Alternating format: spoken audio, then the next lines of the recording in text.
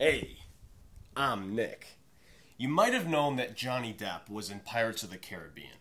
He fits his role pretty well. But what you might not have known is that Johnny Depp's first film was Nightmare on Elm Street. It's a movie about a murderer named Freddy Kruger who kills people in their sleep. Scary movie, but the interesting thing is that the movie's actually scientifically scary. Check this out. You see Freddy's shirt? You see those two colors right next to each other on his sweater? It turns out that psychologically, those two hues right next to each other cause mental distress to the person viewing them. However, Nightmare on Elm Street still has another fascinating fact. It turns out that that movie is based on real events. It turns out that Cambodian immigrants began dying around the time that film was being produced. The cause of death? Nightmares. The word nightmare is a combination of two very old English words, night and mar. Mar is the English word for incubus, which is quite literally a demon that kills you in your dreams. Language arts is fun, but could a nightmare literally kill you? There actually is a recognized sleep disorder called sudden, unexpected nocturnal death syndrome that has been recognized to kill people in their sleep. What happens is that the brain is unable to transmit messages to the heart. It's a form of cardiac arrest that literally happens when somebody falls asleep. Chill though. Rest easy. There's no hard evidence that says the content of your dreams causes the disorder. What exactly is a nightmare, though? I mean, you would think it's a pretty elementary question. It's just a dream that entices fear, right? It might not be as easy as you think it is. Consider this.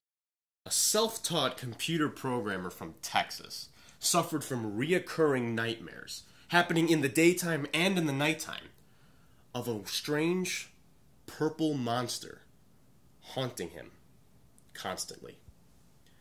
As terrifying as these dreams were for Scott Cawthon, it gave him an idea for a character to be used in his new video game that turned out to be one of the most exceptional indie games of all time, Five Nights at Freddy's. You see, not all nightmares are scary. I mean, sure, in the short run, yes, they are traumatic, but as Scott Cawthon would tell you, there are some nightmares that you don't want to wake up from. Here, if you think a nightmare is just a really bad dream, then consider the total opposite. Giordano Bruno, according to this logic, probably had the goodest good dream in all human history.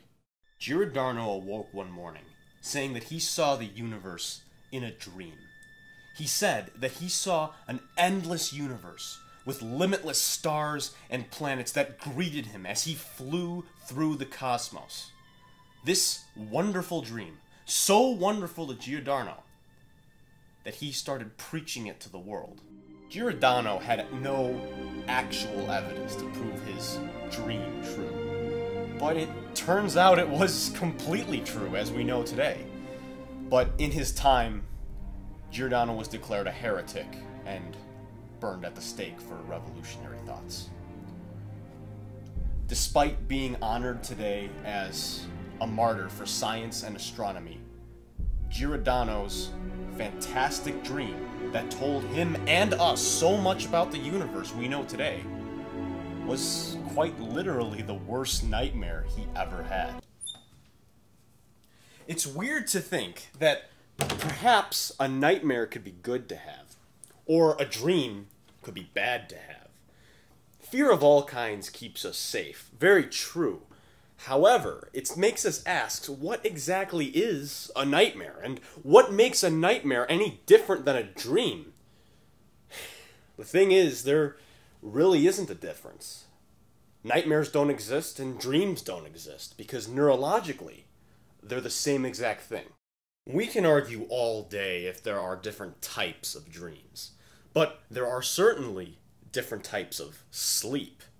The deepest type of sleep is called REM sleep, short for rapid eye movement. REM is where most of our dreams and nightmares occur.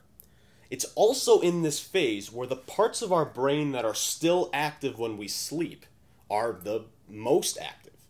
So, essentially what you can say is that dreams and nightmares alike are just restless brain waves that happen when we're asleep.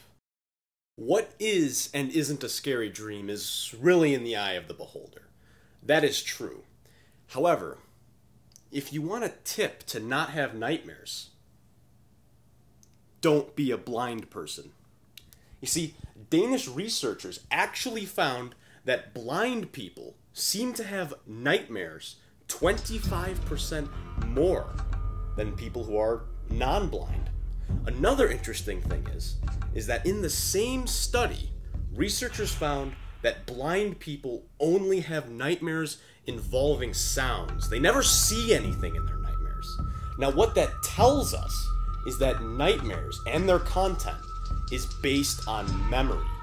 So yes, what that means is every single thing that haunted you in a nightmare is based on a real thing you experienced. So, that's how dreams happen, but the real question is, what makes a good dream go bad? I would say the answer is you. Let me explain. There's a little part of your brain called the amygdala, and in reality it's not much bigger than this almond right here. And what this little guy does is it draws upon what you perceive in the dream world and in the real world, and it takes those perceptions, goes back into your memories to determine if what you are perceiving should be a threat. This is where fear comes from.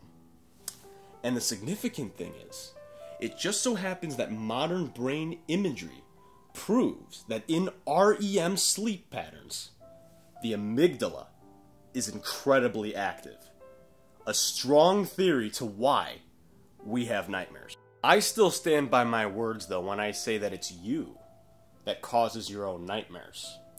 You see, while it is true that a nightmare is just a dream that parts of your brain interpret to be scary, you can still very much decide what you interpret to be scary. Some fears are inborn. Many others are learned. But all fears can be made extinct by a form of therapy psychologists call cognitive restructuring, which is quite literally just changing the way you think about the problem that you interpret, with really nothing more but happy, logical thinking. That's all there is to it. Now, there are so many people around the world, countless, who have been cured of phobias and anxieties through cognitive restructuring. Just changing the way somebody thinks about a problem has been empirically proven to work. And that's all a nightmare really is.